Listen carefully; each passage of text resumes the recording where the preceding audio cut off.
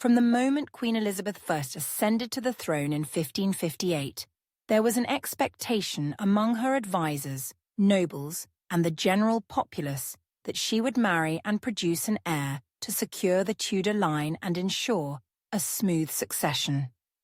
The question of marriage and succession was a pressing matter in Elizabeth's reign, as her father, Henry VIII, had left behind a legacy of instability by having only one male heir who had died young and two daughters with disputed claims to the throne.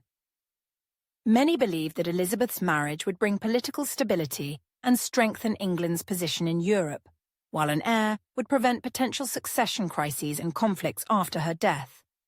However, finding a suitable husband for Elizabeth proved to be an immensely challenging task. Any potential suitor needed to meet numerous criteria. He had to be of suitable rank and religion, possess enough wealth and power to be an asset but not a threat to the English throne, and be acceptable to the various factions within the English court. Moreover, any marriage proposal involved balancing complex political alliances, both domestically and internationally.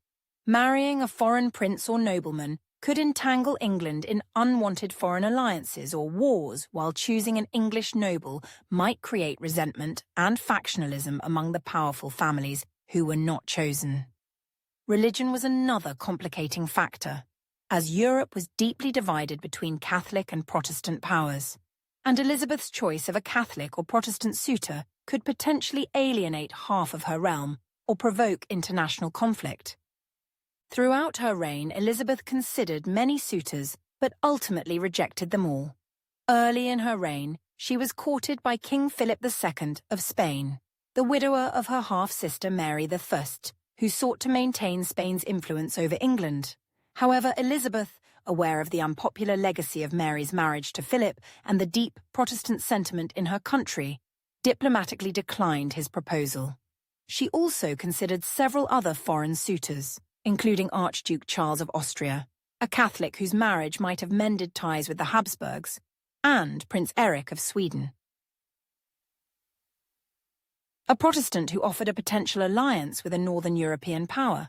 Yet Elizabeth found reasons to reject them, wary of the political entanglements and risks that any such marriage might bring. Domestically, there were English nobles who were also suggested as potential husbands, such as Robert Dudley, Earl of Leicester, who was one of Elizabeth's closest companions and a favourite at court. Despite widespread rumours of a romantic relationship between them, Elizabeth knew that marrying Dudley would be politically controversial and could spark significant unrest among her other courtiers and advisers. Dudley's status as a commoner and the suspicious circumstances surrounding the death of his first wife made him an even more contentious choice. Elizabeth kept Dudley close, but she ultimately refused to marry him, understanding that such a match would be politically dangerous. Elizabeth's approach to marriage was shrewd and pragmatic. She skillfully used the prospect of her hand in marriage as a diplomatic tool to keep foreign powers guessing and to maintain a degree of independence.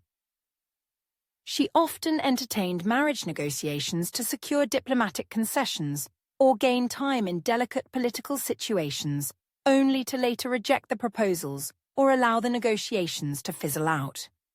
Her refusal to commit to any suitor also enabled her to maintain control over her court and her kingdom, avoiding the potential pitfalls that a politically motivated marriage could have brought.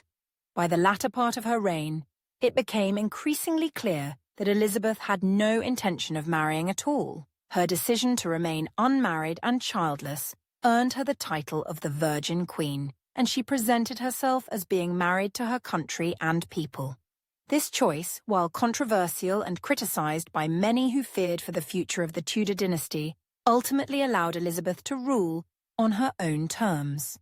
Her refusal to marry and produce an heir left the question of succession unresolved, but it also freed her from the constraints and dangers that marriage could have imposed on her authority and rule.